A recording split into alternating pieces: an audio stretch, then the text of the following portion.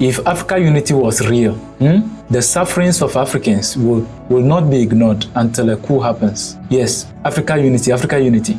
This is the hope of Africans. But this song has been in our mouth for too long. The character of our leaders prove that it is not a real project.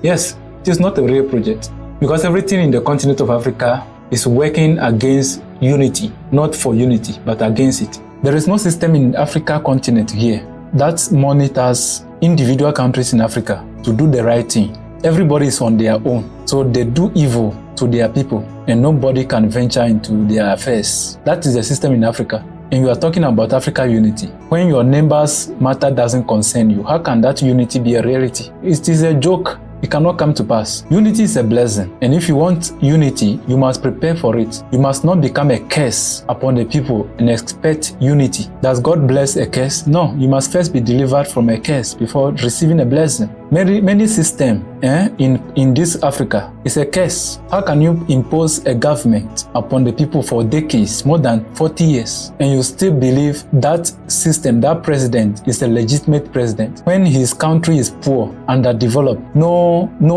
development, no progress, and you say the people, they are so dumb, they don't want hope, they don't want development, they don't want progress. They still believe in that old system whose glory has faded away, who was birthed by colonization and has become a weapon or a victim of colonization. So they still remain under colonization, they still remain under bondage, under the leadership of this old system. There is no hope for that country. Anytime they go to vote, then this same president will say they have won the election. And you believe him and you validate him. The black generation, you people, you have made our enemies look at us as if we are insane. We don't have sense and we don't want progress. We love oppression and we love poverty. Every country in the world is developed. Technology has come. Things are changing. And you are telling us that Africans believe in system that is unfruitful. We don't think. So we keep on voting for unfruitful president. Even at the age of 92, you believe that president won the election, free and fair. And you validate that president. And you are believing that Africa continent and one day we are going to unite. It is a joke. The people who have liberated Africa, let me tell you, Africa had not known unity to start with. Even before slavery and colonization, they were not united, they were divided. There was nothing there as unity. So that was what created opportunity for the white people to come in to colonize and enslave our forefathers. So they suffered as a result of division. They were not united. So the enemy came to orchestrate his evil agenda in the continent of Africa as a result of that weakness. So when the liberators of Africa got the vision or got the strength to liberate Africa, God gave them a vision. Why is it that the heroes that have liberated individual countries from this colonization, that have gained independence for individual countries in Africa, they all had one vision, which is unity. Because God revealed to them the weakness that created opportunity for the enemy to come. So unless you unite, the enemy still can come and do anything he wants. So, but they were alone. When they got that vision, they shared the vision with the public, with their people. They did not believe in them, and they did not help them carry it out. They were left alone. Their own people betrayed them and handed them over to among their enemies, and they were assassinated. Till today, that vision did not materialize. Even the system in place is a weapon fashioned against that vision. So how can you have hope today that there is a unity coming soon? Unless this system in place are taken out before you can have a hope for unity, because the continent of Africa is like a curse. If today our colonial masters want to colonize Africa again, there is no resistance in their way. They can still do it because we are vulnerable. We are still at the level where they first came to meet us and colonize us. We are still at that same spot. We have not upgraded ourselves. Today everybody is saying no, every country in Africa is a sovereign state. So whatever that is happening there doesn't concern me. But if there is a coup happening there, it concerns you. You quickly speak you have your voice. You are going to send your military, join military to go and quash and destroy or fuel the coup. Then you receive a praise from your imperial masters. You have done well. Because you are a system fashioned against the continent of Africa. A justifiable coups must be respected, must be approved. Coups that are justifiable must be approved. How can you hijack democracy and corrupt it? How can you hijack democracy to favor you alone, but not the masses, not the citizens? When their vote do not count and you are saying there's a democracy in that country and coups is not expected, how can you tell me that? So you only want the people to be under oppression, all because the person claims he's a legitimate president.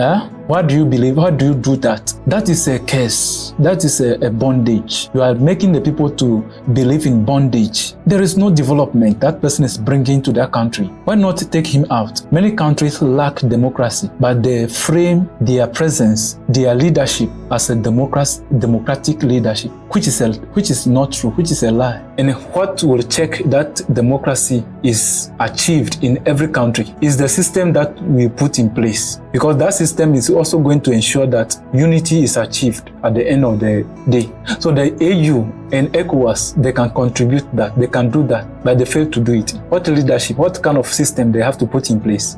They have to put a system in place that will check every election in every country. Anytime a country is going to elect a new president or is going to elect a president, there must be organizations in place that can go into that country and ensure that the election is free and fair and the will of the people prevails at the end of the day. Even when the regime government is doing something or thought of rigging that election, it will become very difficult because of the system in place to monitor election. You can see that when this thing is implemented, the people's hope for democracy will be very higher than the one we are seeing today, because people know that they want change and they can do something about that. But there is a system in place that is fashioned against their sovereign will. So no matter how they vote will not turn to their favor. They will rig that election to the favor of the existing regime, because the existing regime is capable of creating a system that will sustain his grip to power for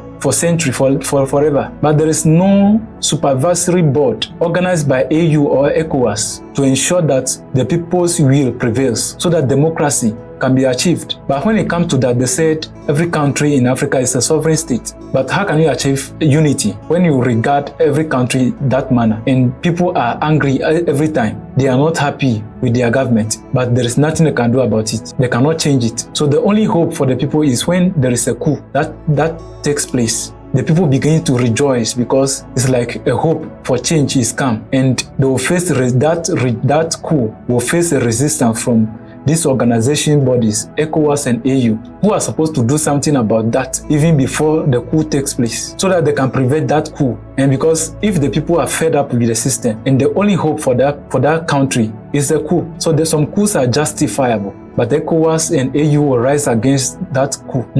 But they have not put a system in place to ensure that people's will prevails at the polls. They know that president stole the vote, that regime, they stole the people's vote. The people's vote did not count. They know that they rigged the election, but they feel like they cannot talk about it. They cannot do anything about it because that country is a sovereign state. The way they practice their democracy, that is according to them. But for them, it is none of their business. But let the military take over right now. That one day they will find their voice. That country is no longer a sovereign state. They will be planning of releasing a standby force into that country to fuel the coup so that they can reinstate back the corrupt regime.